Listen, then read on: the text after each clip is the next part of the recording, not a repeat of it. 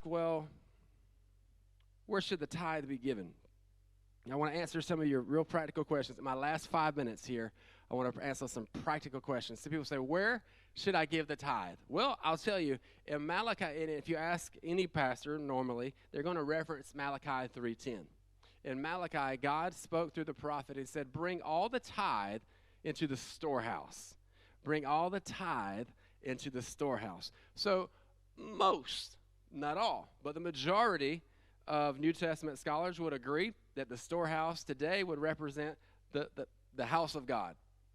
And you can see that in 1 Timothy 3:15, the church is called God's house. In Exodus 23, in the Old Testament, it says the temple is the house of the Lord.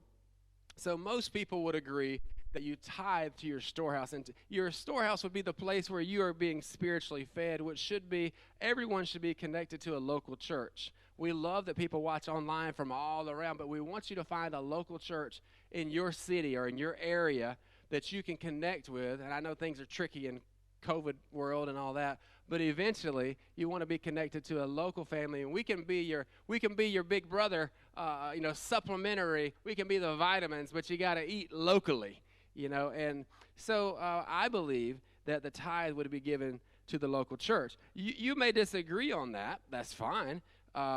But in the Bible, the tithe was actually, in Moses' time, the tithe was to provide for the Levites. The Levites didn't have a land inheritance. They didn't have, when they divvied up all the land to the 12 tribes, the Levites didn't get anything. They had to work in the temple full time. So the tithe was another way that God would provide for the Levites who worked in what would then be considered the church, the temple.